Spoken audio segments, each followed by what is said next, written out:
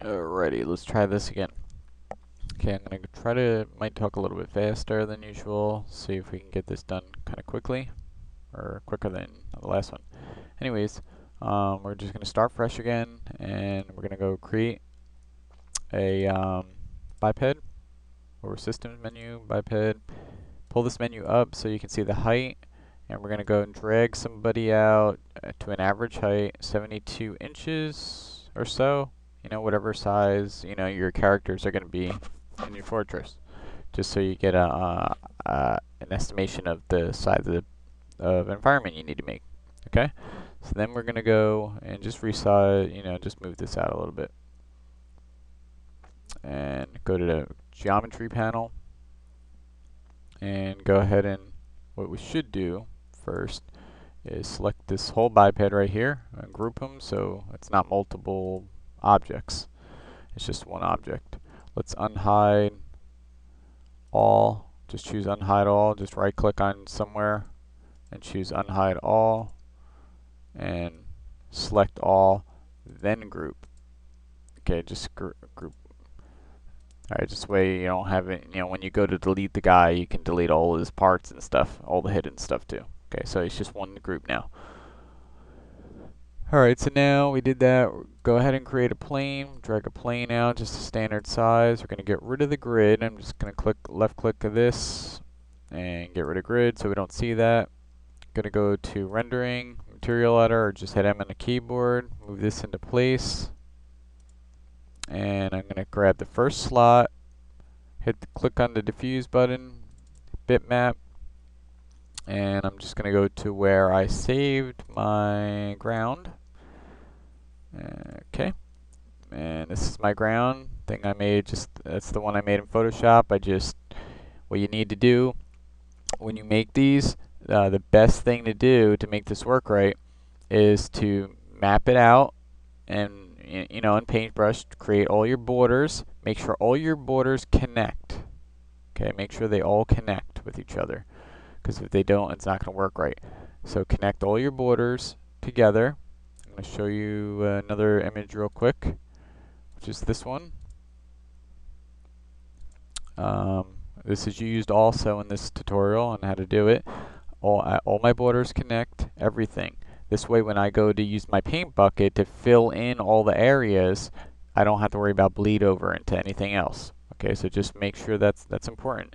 Save one of these versions before you start painting. Save this version and save the painted version as two separate files. That's really important if you're going to make this look right. Especially to split the crystals up from the ice, you know, so you have a blending of both of them. You'll see what I mean in a sec. Alright, so I'm going to go and grab my thing here. Just to explain a little bit in here.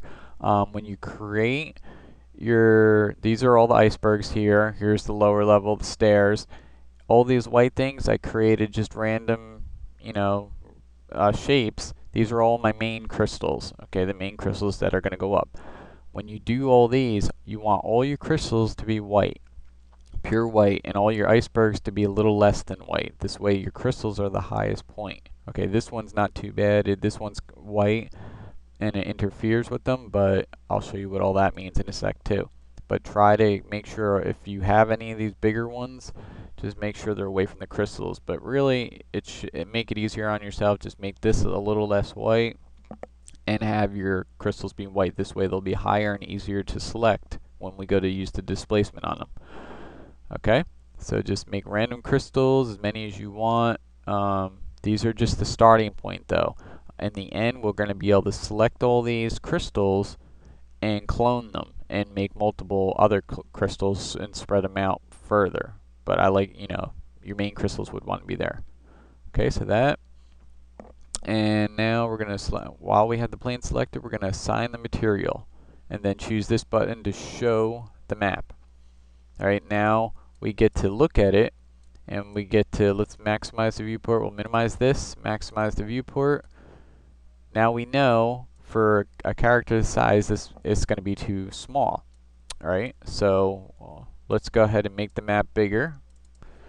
and just stretch out the map. Keep it even square, okay? 600 by 600, 500 by 500, whatever works for you. And your mapping, when you make your mapping in your paint program, make sure it's 512 by 512, 1024 by 1024, 2048. Keep it even numbers like that. 1024 by 1024 seems to be good though. Or 2048 by 2048. Keep it an even square and when you save them, when you're creating them. Okay, now this is, I'm just going to try to size this up to where it fits my character good. Because I'm trying to picture him walking down the steps here. Select my character, move him into place, like maybe on the first step here. Okay, maybe a little bit bigger. Maybe 800 by 800. Yeah. That's probably good. Okay, 800 by 800. That's fine. Okay, we'll hold on to our little character for now. Just get him in a position over here. Now we have the size of our environment. That's how big it is. Okay, so that is kind of really important. That's why we bring the character in. Now, I'm going to go click on the modifier panel while I have the plane selected. And we're going to add the displacement in there, which you already know how to do all this. Click the None button for image bitmap. And we're going to go back to that file. Same file.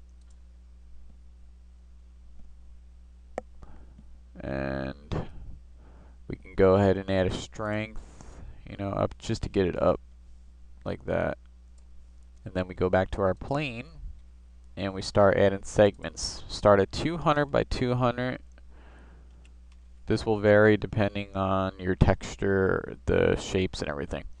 And we're going to go ahead and maximize this viewport so we can see it good. What I'll do is I'm going to click here to turn on my edge face mode just so I can see the actual shapes that we're getting using the wireframe. It'll help to pick out points like this. There's a point over here, so I know I need a little bit more, and my stairs ain't looking too good. They're a little sloppy. Alright, so I'm going to add some more there. We'll go 300. But don't go too crazy on this because it'll super slow your computer down. Just get it to where it looks right, and it'll work for you. That's going to be good right there. That's perfect. Okay, so 300 by 300. I guess we'll leave edge face mode on for now. That'll work. Okay, so we have that now. We got the displacement mode set. Just leave that. I'm going to set this to an even 80. Okay, because what I'm doing now is going back to my displacement, changing the strength so it fits the guy walking down the stairs. I'm trying to picture him walking down the stairs. I keep moving the stupid plane. I keep forgetting to select the guy.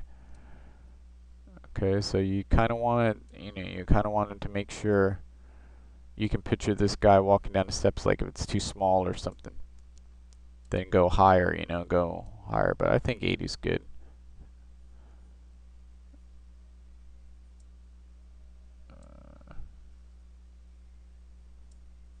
Geez, 100 actually looks pretty good too.